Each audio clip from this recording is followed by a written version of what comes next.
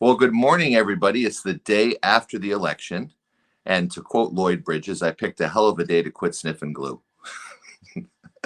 I can say those things now, right? Because people aren't combing through my archives to see what I've said that's stupid. Or to quote Chevy Chase, thank you very little.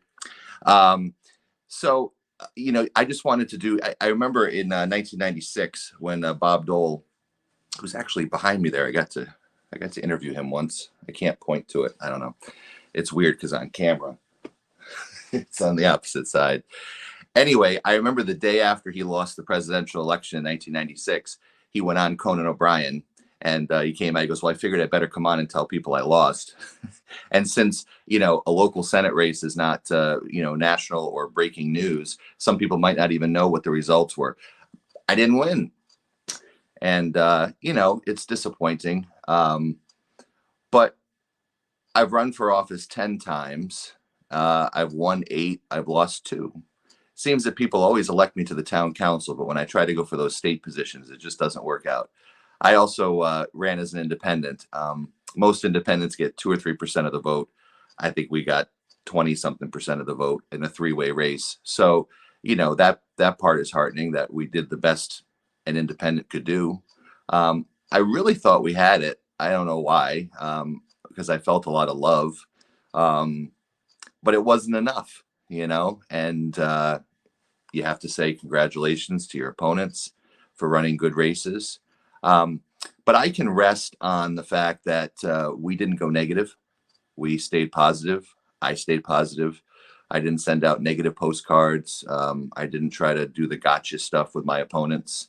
It was probably easier to do that on me because I've been doing this for so long. And but I can tell you that this morning, a lot of stress is gone. I'm glad it's over. I think we're all glad it's over. No more campaign signs. That's not fun going to pick up the campaign signs, especially when you lose. But you got to do it. But I have friends and helpers, so that's very nice too. But I wanted to come on and just say that I'm really thankful for everyone that helped. I think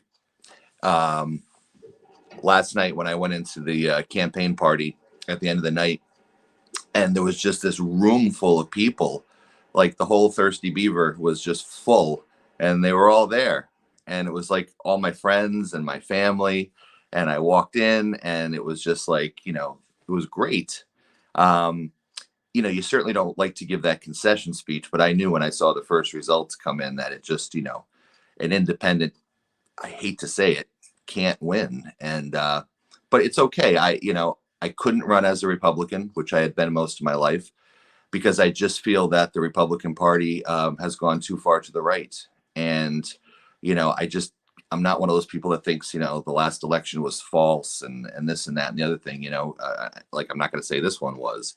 I don't think there was anything irregular, things like that. And that's why the current Republican Party I have a problem with. And in Rhode Island, they're not going to win any elections unless they come more to the center and become a little more moderate. And the same thing on the left. I just can't deal with left-wing progressives who say they're so inclusive, but if you don't agree with them, they're exclusive of you. And that's why I ran as an independent, because I think most of the world is moderate and can build bridges and can talk. But obviously that's not going to happen in Rhode Island. It's going to continue to be the fight it is. And nationally, you look at all those races, 51-49, 50-50, everything is just so divided and so polarized. And it's sad for me. But on this race, and I was looking around the room last night, and I know I saw tears and people that really worked hard for me, and it's probably harder on them than it is on me. I think it's harder on my wife, who's supported me ever since I started running for office.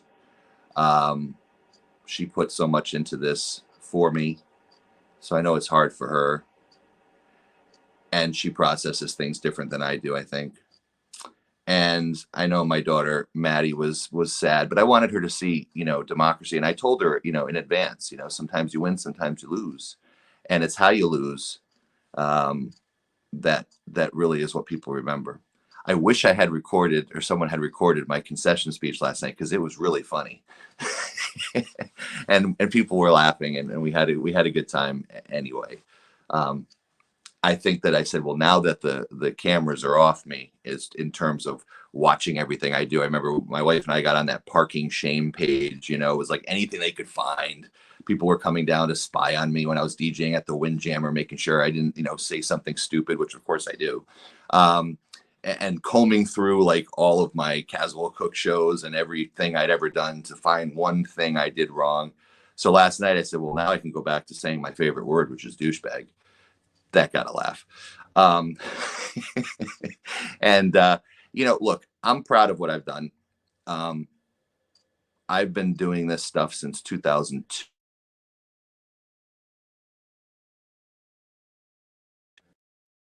Sorry, people are calling and then it messes up the feed. I've been doing this since 2002. And so if you take the 20,000 foot view, which I do, I'm grateful that I've run for election 10 times and I've won 8. And been the highest vote, second highest vote getter on several occasions. Not this time, unfortunately, three-way race, a little different. But I'm happy for the time that I've served, 16 years. I don't know if I'm done. I don't know. I'm 48. I remember when I was watching this thing when I was a kid, Paul McCartney was talking about getting older. And he goes, well, I'm only 47. I still plan on writing better songs. So I'm only 48. Maybe I'll do something down the road. Not now. Got at least a couple of years off to do other things. And people will ask, the town council is never a full-time job. Just so you know, it pays $3,600 a year. So it's public service. Even the state Senate thing is not a full-time job. So I sell real estate. So if you're looking for a house, and I run the Mesquamakie Business Association. So we're going to start planning for, Spring Fest, Fall Fest, the drive-in movies, all those fun things you like down at the beach. I'll keep working. I'll keep doing what I do. Still run the restaurant in the summertime and do all those things. So, I'm fine. And we're going to Florida Monday for a few days. So, and I also want to remind you that Sunday, don't forget to come to Chris Apollo's benefit for his family at the Phoenix. And I'll be the MC. Hey, why not? Maybe I'll do some more Caswell Cook shows. I had three goals, 3 things I wanted to do, bucket list things in life. One was to make a documentary, and I made 2, and they were on PBS and stuff. And the second thing was to write a book, which you could actually buy if you want to. And the third thing is to record an album. So we're going to go in the studio and finish that album that we started before COVID, and get out there and play some songs, because I love entertainment. So I'll keep doing that. Couple more meetings left with the town council, so we'll wrap that stuff up, see if we can do any good things in the last meeting or 2, and then we can do whatever. But I'll tell you, it's definitely a thanks, Rockin' Robin. Thank you, Cecilia. Thank you, Earl. Thank you, Dale. All right. Thank you, Christine. So I'll tell you what was really great about this campaign is I met so many cool people that I would not have met otherwise. I mean, a lot of them were people I knew.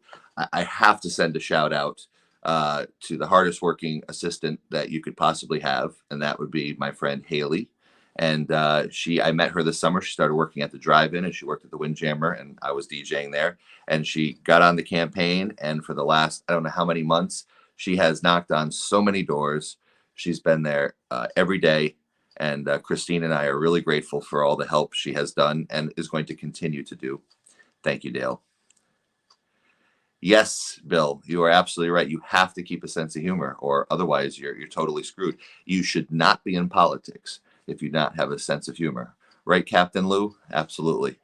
The thing that I thought was really awesome, and I'm going to go so far as to say that the other candidates didn't have this, although one of them won, was there was not this sense of love. And I can't explain the feeling. It's not just when you drive around town and they give you the thumbs up, or we do a honk and wave. Well, we usually got 1 middle finger, 2 thumbs down, but then we got a lot of, honks and waves, people stopping. What struck me yesterday morning as I was driving to the polls is there was a construction site, another road project courtesy of Caswell, Um, and the police officer stopped me, and I rolled down the window, and he just wanted to shake my hand. And the people that stop you, and they want to, take a selfie because they support you. And the kids, it's so great because they see the signs, and I'll get pictures of kids that have drawn things. Thanks, Ben. And John Batdorf, John. So John is a friend of mine. He's on the West Coast now. Well, he always has been, and he was in Batdorf and Rodney, and he's had some, and continues to have some wonderful songs. John, I wanted to tell you that when I record the album, I had John Ford Coley on one track. I need you on another track of mine. I got one in mind for you, so we can do it remotely. Anyway, that's the next thing. But the sense of love that I felt, that was so awesome. Standing at the polling places and people coming up and hugs. Pam Connors, my doctor, she came to vote for you, and she hugged me and kind of held on for a minute, and those moments are so awesome. And I get a little bit of that when I do the TV show, or playing down at the Windjammer, that you can feel kind of the love, and I love that. And so I can truly say that our candidacy won hearts and minds, and might not have won enough votes, but that pumps me up. And thanks, John. And the people I met, Art in South Kingstown. I didn't know anybody in South Kingstown, and he called me. We had lunch at the Breachway Grill. Then he brought some other people. We had lunch with them, and now I know and have friends in South Kingstown. He actually had come to Guy Fawkes Bonfire Night. And by the way, Art, you're going to be in it next year, whether you know it or not. And there were so many people, like when I would knock on doors, like in Charlestown or South Kingstown or places like that, with like, "You're Caswell," and I'm like, "Yeah, the only guy that can run on one name." So I'm proud of that, and it makes me feel good. So I don't feel depressed this morning. I mean, would I have liked to been a senator? Sure. Do I think I could have done the best job? You bet. Do I have the most experience? Uh-huh. But at the end of the day, I guess it doesn't matter. You got to be a Democrat in Rhode Island to win. I don't know. I mean, the governor even said that. He's like, "Kaz, you're running as an independent. I don't know that." And also, like those folks who I support, they couldn't support me because I wasn't a Republican or a Democrat, and it was tough for them, and I get it. I mean, I was rooting for Alan Fung all the way. He's a Republican. I was rooting for Dan McKee. He's a Democrat. Well, that's not acceptable if you run as a Republican or a Democrat. You have to support your party, and I can't do it. Maybe in the future the parties will adjust and I can do that. But I want to thank everyone for that support. And so I was going through the list. Kelly, thank you. Thanks, Robin. And I hope you're doing well, Robin. Thank you, Mrs. Capizano. She was my favorite teacher. Twice. I had her twice, 6th and 8th grade. And those are the things that, you can't replicate, because when you've been here your whole life, that's what it is. And I look at the positive side of Westerly. There's a lot of stuff I don't like. There's a lot of direction that I think that our town and state especially our town, is starting to now go, that I disagree with. But I guess I can always go to the podium, although I think I'm going to ignore it for a while. My wife can't. She's got to spend two more years on the school committee. So she's in politics now. But now I can go do some other things and also make some money, because, I haven't been able to work that much the last few months. Hi, Caswell. Sorry things didn't work out. Keep doing what you're doing. Great things for our town. That's Miss Smith. I know she wants me to call her Dawn, but she was my music teacher at Prout, 9th grade. That's my cousin Garrett. And just when I would post something on social media, it's just like you guys responded, and it was heartwarming. And I looked at my opponent's page; they get like 1 like. Well, I guess at the end of the day, they got more votes. But again, I feel the love, and so we're gonna have a lot of good times, and you'll see me wherever, and I'll keep waving, even though I'm not running for anything, and I'll keep shaking hands, kissing babies, whatever. I also wanted to send a thank you to my friend JJ McDade, who went to, I think, every single door in South Kingstown. A couple times he had his friend Greg to help too.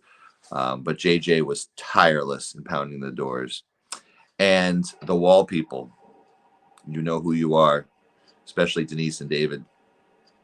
All the honking waves, going door to door, spending their time. And these are folks that I met at the Windjammer. When I play out at the Windjammer, I think I did like 25 dates. And there's this stone, this brick, whatever it is, cement wall at the Windjammer, and all these people sit on the wall. And I started referring to them as wall people, and they took it on as a moniker. And so we had T-shirts this summer that said the Wall People Tour. And then when we started our band, Caswell and the Peel and Eat All Stars, T-shirts, it was hilarious. And so I had a lot of fun playing with the band. So. And Mary, I want to thank you, Mary. Every time I posted something, Mary shared it, which is awesome. And John, and you guys now are interacting with John. And when he comes to play Tunes on the Dunes next year, you guys have to come meet him in person because he's a great musician. And you know what? It's a perfect example of, I know his politics and he's on one side, and he and I have a relationship because we don't have the bitterness about politics. And I think more people need to have that. So I want to thank those wall people, and I want to thank the Ragos. That wonderful couple here in Westerly walked door to door for me every day for 2 months and plastered this place. Bob, Donna, thank you. They plastered the town with this literature. And I can't thank them enough for going out every day. And these are friends for life, And I met the Cabreras, probably the best story. Thank you, Sandy. Probably the best story of the campaign. We're walking through Robin Hills, and I knock on this door, and this guy comes to the door, and he's like, "Oh my God, Caswell Cook." And I'm like, "Huh?" He goes, "I never thought I'd meet you." I'm like, "Why? I live down the street, And he's like, "But you're," and I'm like, "Okay." He goes, "Can I hug you?" I said, "Sure." And he told me his story, how he emigrated here from Cuba to Florida during the Castro regime back in the 60s.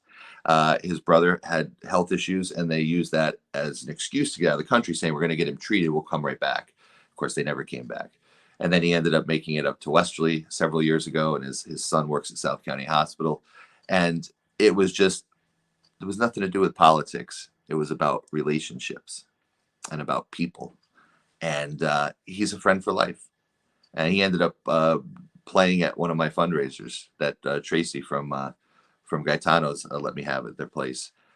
I also want to thank the people. I couldn't believe it.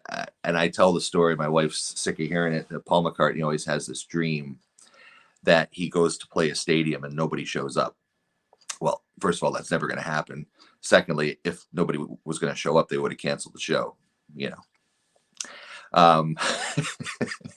And I always would think, "Oh my God, I can't have an event, nobody's going to come." So, I would always be like, "Let's have an event in a small room or something." Anyway, when I had my campaign kickoff, there was like 150 people there at Venice, and it was like amazing. It was great.